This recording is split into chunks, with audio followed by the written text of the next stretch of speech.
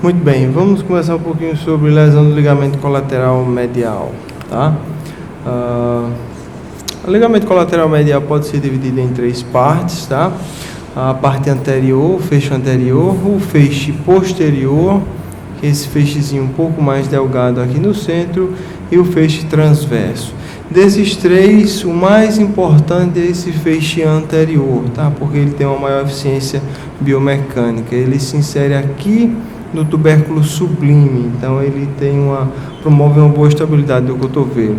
Desses três, você pode lesar esses dois sem que você tenha uma instabilidade do cotovelo, mas se você lesar a banda anterior, mesmo que esses dois aqui estejam íntegros, você aí vai ter realmente uma instabilidade de cotovelo, tá? Aqui é uma peça anatômica mostrando os três feixes, a banda anterior, a banda posterior e a banda transversa.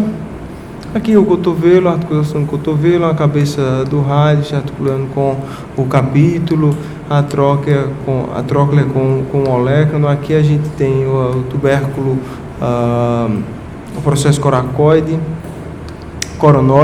o processo coronoide que permite uma boa estabilidade anterior do cotovelo. Se esse processo coronoide estiver fraturado, como a gente vê em alguns casos, esse cotovelo vai ficar instável e soltinho também, tá?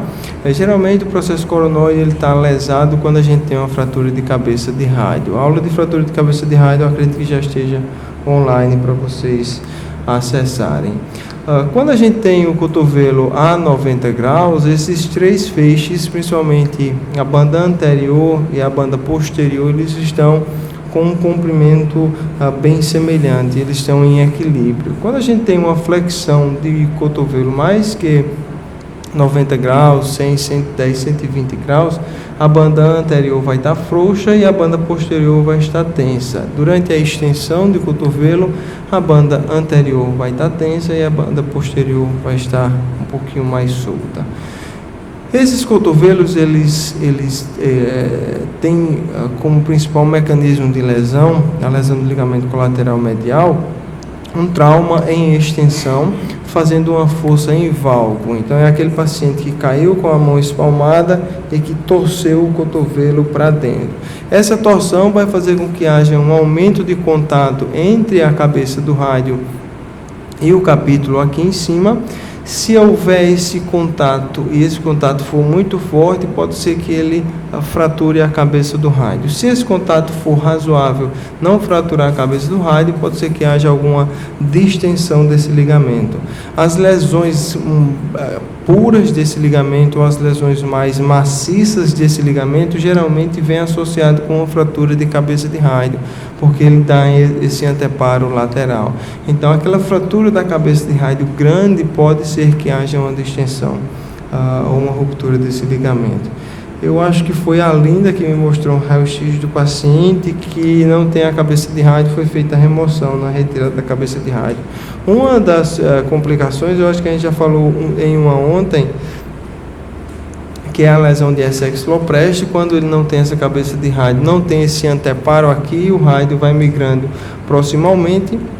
Mas uma outra complicação é que o paciente pode, aos poucos, começar a ter uma lacidão desse ligamento colateral medial.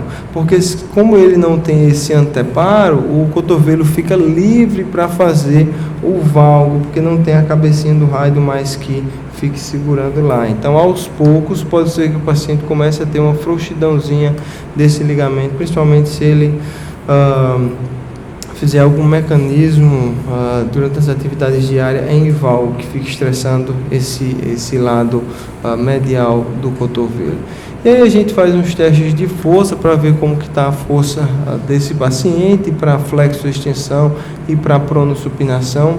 A gente avalia também a estabilidade do cotovelo, fazendo o teste de estresse em valgo. A gente pega na parte externa do cotovelo, faz uma força fazendo um valgo, querendo distender, afastar essa superfície articular medial, e aí coloca o ligamento sob tensão.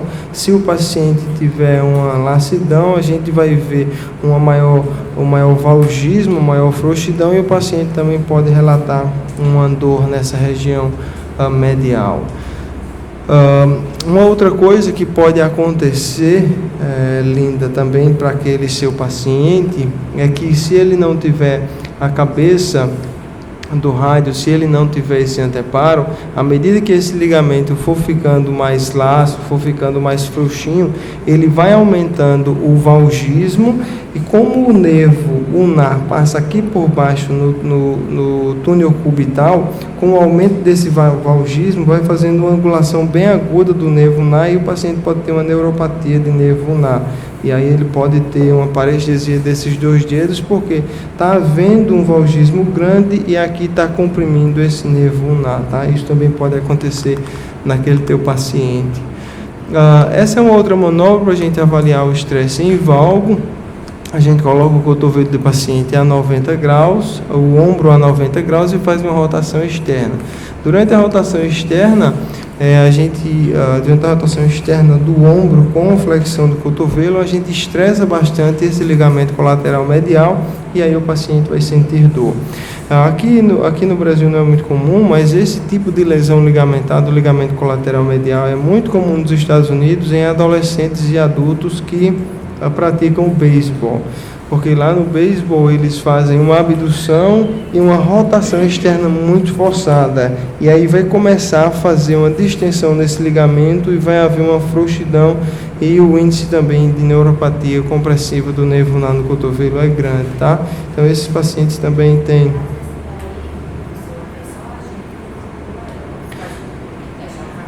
Ela não faz nada, ela só mantém o ombro. Pede para ela manter o ombro, ela faz esse posicionamento e a gente que roda, e aí ela vai sentir uma dorzinha nessa parte medial, tá? Nesses pacientes de lesão ou de lacidão do ligamento colateral medial, a gente tem que ter bastante cuidado quando for fortalecer rotadores externos, porque toda vez que a gente faz uma rotação externa forçada, a gente está estressando esse ligamentozinho. Então cuidado no fortalecimento dos rotadores externos de ombro, porque vai colocar esse ligamento sob tensão. Aqui a gente vê uma ressonância de um ligamento íntegro, a gente vê bem pretinho aqui o ligamento colateral medial, está tudo tranquilo nesse cotovelo. Aqui a gente já vê uma lesão parcial desse ligamento colateral medial, uma parte um pouco mais esbranquiçada, tá? Essa lacidão do colateral medial, quando ela é por um trauma repetitivo, geralmente ela tem um tratamento conservador tranquilo. O tratamento cirúrgico é reservado mais para aqueles casos em que há uma lesão completa do ligamento que está associada a algum tipo de fratura. Então, o paciente que tem uma frouxidão do ligamento colateral medial, a gente põe uma órtese, essa órtesezinha articulada, bloqueando o movimento de extensão até 20 graus e bloqueando a flexão até 90 graus nas primeiras 2 semanas. E aí a gente começa um fortalecimento isométrico da musculatura do cotovelo e punho. É muito importante fortalecer a musculatura flexora do punho, principalmente flexor ulnar do carpo, porque ele tem a origem aqui no epicôndilo medial. Como ele passa pela articulação do cotovelo, ele tem uma capacidade de estabilizar de forma dinâmica o cotovelo, tá? Então, o fortalecimento de punho é muito interessante para esses pacientes. Como eu falei para você, ter muito cuidado na rotação externa, porque vai estressar esse ligamento colateral medial, e aí a gente pode utilizar a crioterapia, a compressão e algum recurso eletrotermofototerapêutico que vocês achem interessante para acelerar esse reparo.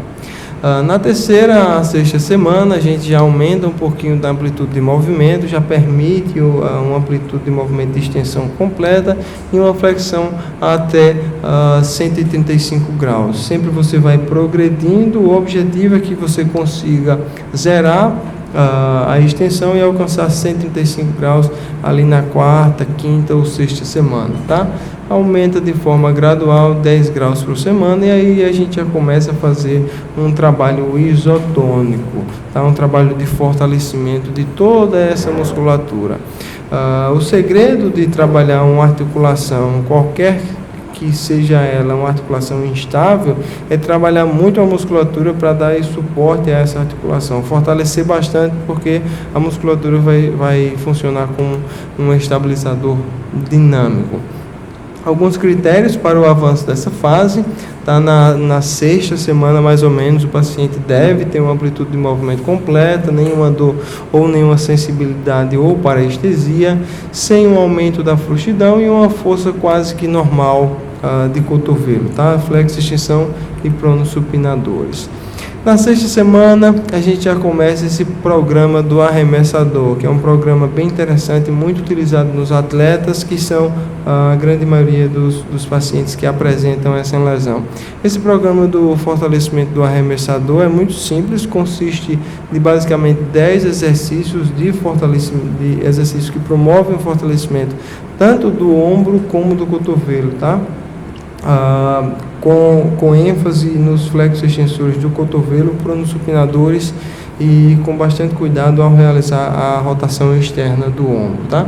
Então ele utiliza alguns padrões de FNP, o padrão D2 em extensão, D2 em flexão, rotadores internos, rotadores externos, tentando simular o gesto de movimento. Fortalece muito também o ombro, o manguito rotador, realiza alguns exercícios de carga, fortalece o trapézio médio e trapézio inferior, fortalece os romboides nesse exercício também, faz um fortalecimento de flexos extensores de punho e de pronossupinadores, de tríceps e de bíceps. Então fortalece toda essa cadeia muscular do membro superior, tá? É importante que nesses atletas a gente também observe como que está o quadril, o joelho e o core, que a gente viu que realmente há uma transferência de força importante e essas estruturas do membro inferior devem estar bem móveis e bem fortes. Esse aqui é um exercício de pronossupinação.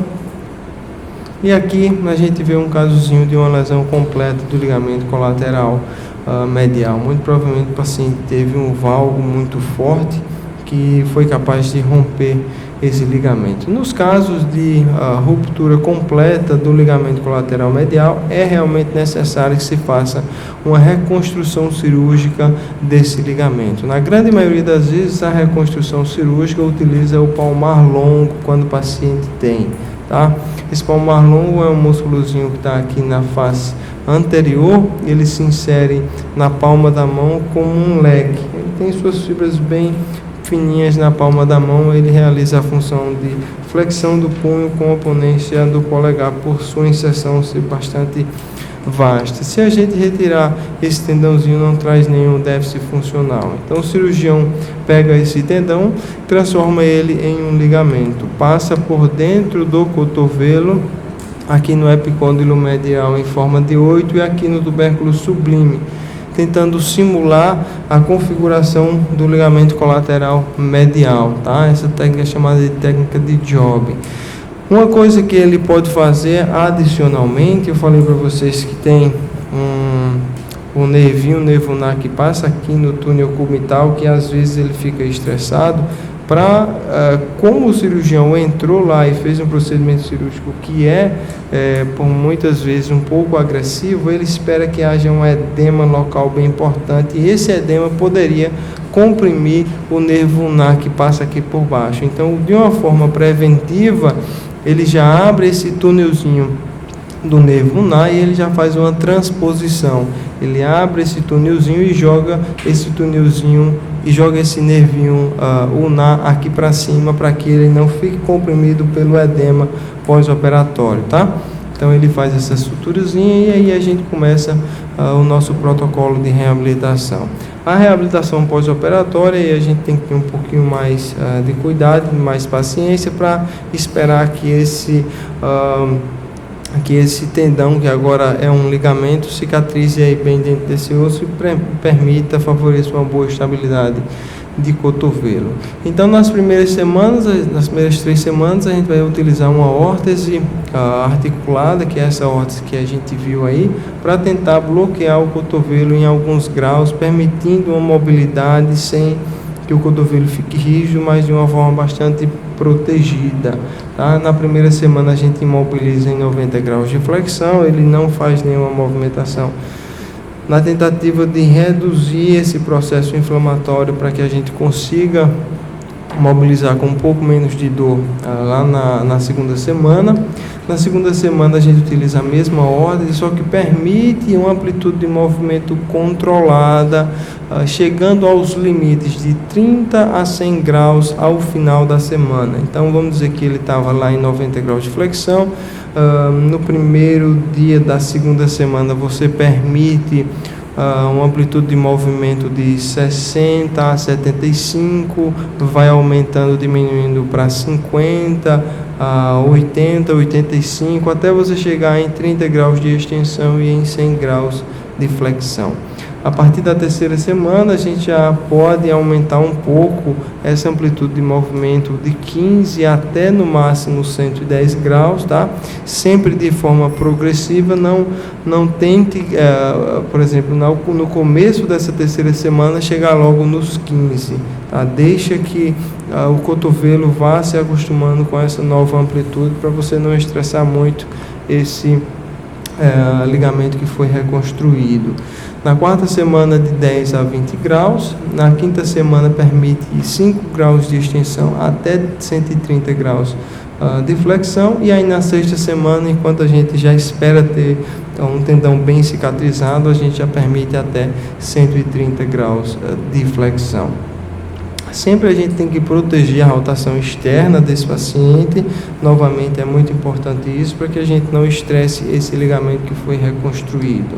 Na sexta a oitava semana, a gente interrompe a órtese, exceto em ambientes que são inseguros. Por exemplo, o paciente vai ao shopping, ou o paciente está brincando com o seu filho, ou está brincando com o cachorro. Então, essas atividades que são um pouco mais arriscadas, a gente pede para o paciente utilizar a órtese. Lá no consultório, a gente aluga essa órtese para os pacientes. Como essa órtese articulada ela é cara, um pouquinho cara, a gente não vai pedir para o paciente comprar uma órtese de R$600 para usar 6 semanas. Então a gente tem a órtese lá e a gente disponibiliza para o paciente utilizar. A gente cobra uma diária muito pequena só para tentar, com 10, 20 pacientes, a gente cobrir o custo da órtese. Eu cobro R$5 por dia de aluguel da órtese, só para que ele também tenha uma responsabilidade e saiba que isso não é de graça. Ele utiliza aí 6 semanas, vai pagar 80 ou R$100, algo bem que não vai fazer muita diferença no tratamento, e aí ele se beneficia de um recurso desse que é bem interessante, tá? Se vocês fizerem isso, só tomem o cuidado de fazer um contratozinho com o paciente, explicando a ele que se ele perder ou danificar a órtese, ele vai ter que pagar o valor total da órtese, pede para ele assinar, para que se o camarada sumir, você tenha como cobrar isso dele. Isso até inibe um pouquinho ele, faz com que ele tenha um pouco mais de cuidado com o material, tá? Mas eu acho interessante. Se a gente trouxer essa órtese, vai cair muito o custo. Eu acho que talvez dá para a gente trazer pela quase a metade do preço. Acredito que só preciso ver a questão dos impostos e do frete. Mas é basicamente isso. Elas são muito interessantes da gente utilizar. Uma outra opção é você comprar placa de termoplástico, você comprar a articulação móvel, e você ir lá e vai fixar no termoplástico. Dá para fazer também. Eu já fiz. A questão é que a gente, quando a gente tem uma demanda grande, fica gastando muito termoplástico, e acaba que aumenta até o custo, fica até mais cara do que essa a longo prazo. Então, se você puder comprar essa, é mais interessante. A outra questão do termoplástico é que ela não tem esses bloqueios muito precisos. Você bloqueia com um parafusozinho e o paciente não consegue ver a angulação. Às vezes ele não entende muito bem como é que é feito isso. Essa aqui ficou muito mais fácil de compreender. Você anota, vai dormir com tantos graus, fazer esses tantos graus, e ele faz numa boa, tá? Um critério para avanço de fase o paciente conseguia amplitude de movimento quase que completa, aí faltando só em torno de 15 graus para uma flexão completa, então de 0 a 30 graus. Nenhuma dor, nenhuma sensibilidade, nenhuma evidência de frouxidão. Novamente, da mesma forma como a gente faz nos tendões extensores, se a gente observar que a gente está aumentando essa amplitude de movimento e ele sente alguma frouxidão, a gente tem que pisar no freio, voltar para uma angulação da amplitude de movimento da semana anterior para que a gente consiga progredir sem colocar em risco a cirurgia, tá? Na 9ª semana, a gente já começa aquele mesmo programa do arremessador, tentando fortalecer toda essa musculatura do membro superior para dar suporte a essa articulação instável. Aqui novamente o programa do arremessador, programa bastante simples. Eu tenho esse programa em PDF, ele bem completo. Se vocês quiserem também, só me cobrar, eu mando para vocês lá pelo nosso grupo no WhatsApp. Então essas são as lesões do ligamento colateral medial, não tem muito segredo, só é ter a ferramenta certa, saber as angulações ideais para cada semana, a gente consegue reabilitar de uma forma bastante tranquila. A rigidez no cotovelo pós-lesão ligamentar não é muito grande, a menos que o paciente fique imobilizado por mais de 4 semanas, tá? Perguntas? Discussões, um caso interessante que você já tratou, alguma coisa, sugestões também estou aceitando. Tranquilo?